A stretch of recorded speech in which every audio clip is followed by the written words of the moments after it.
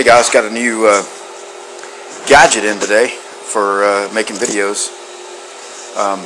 Some of you may know I make all my videos just with my iPhone, and I use iMovie on the iPhone to do the editing and uploading and all that with. But I've made up a couple of different tripods, and none of them ever really worked that great. So I ended up ordering this, a little tripod specifically made for an iPhone, and it's kind of a portable one. You know, you'd have to set it up on a stand or on top of something that's already at the elevation that you want it at. But the nice thing about it is it's really configurable, and if you're putting it on an uneven surface, you can even it out with moving the legs around and so forth. And it came with this little case that you put your iPhone in, and the case slides in this slot here like this, and that way you can put your phone anywhere to record with. But I'm not going to use the case. The one that's on my phone works great with it. So slides in and out of there, and that'll make it nice and neat. Anyway, I just thought I'd show you this. Pretty cool. And I hadn't made much progress on the car the last few days, but we're about to get back on it here in the next couple of nights and over the weekend. So we'll be posting up some more videos soon. Just thought I'd throw this one up there. Alright, well, you saw the new tripod that we got, and decided to try it out and do a little workout here in the garage. And I know some of you, probably have caught a few glimpses of my shoes in the various videos, and probably were real curious about, about them. And after seeing Slow SRT's video of Jim's shoes, I thought I'd, just profile mine a little bit. And I know haters are going to hate, and y'all be hating on this, but the jealousy will will come through the hatred. But anyway, I got myself a pair of New Balance, some kind of older style New Balance. They're not really running shoes, or more just like tennis shoes or something. And what we have here is the heel of them is pushed in, and so make it really nice and easy to slip them on and off. And the reason for that is that door over there goes right inside my house, and I'll often have to run back and forth in there to get check stuff on the computer or go get something to drink or whatever. And sometimes I'm running back and forth a lot, and I don't want to track a lot of stuff in, so I'm constantly having to take my shoes on and off, and this makes it nice and easy to take them off. So I know everybody's going to be jealous of these shoes, but try not to hate on them too much. Alright, so we are going to do a little bit of work.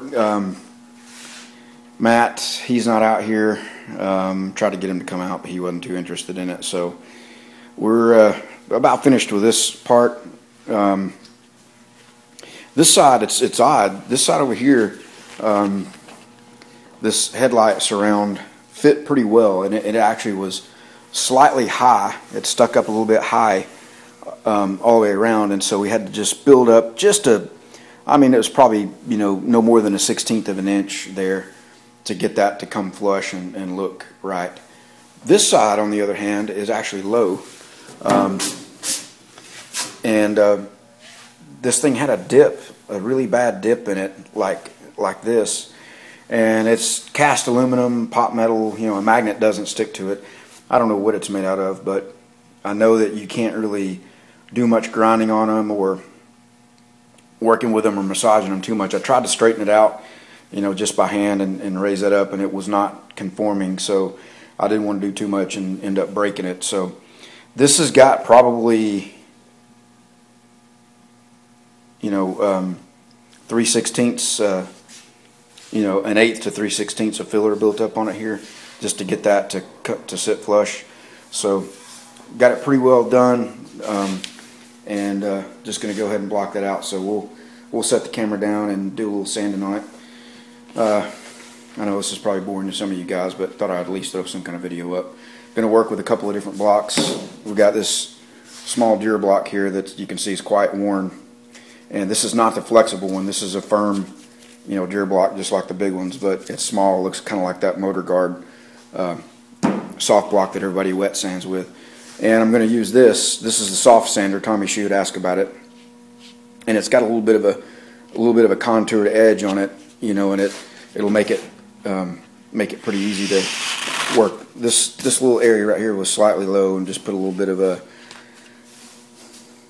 glazing putty on that, so it'll help, you know, work down in this little valley this way because of that contoured edge. So anyway, I'm going to put this down and quit talking and do a little bit of work, and you guys can check out my shoes and watch me work.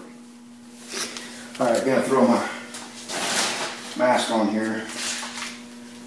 I know I could just use a regular dust mask, but I'm going to use this to, I think the 40 hours of paint time is up on the charcoal filtering ability, so it'll work good as a dust mask for now.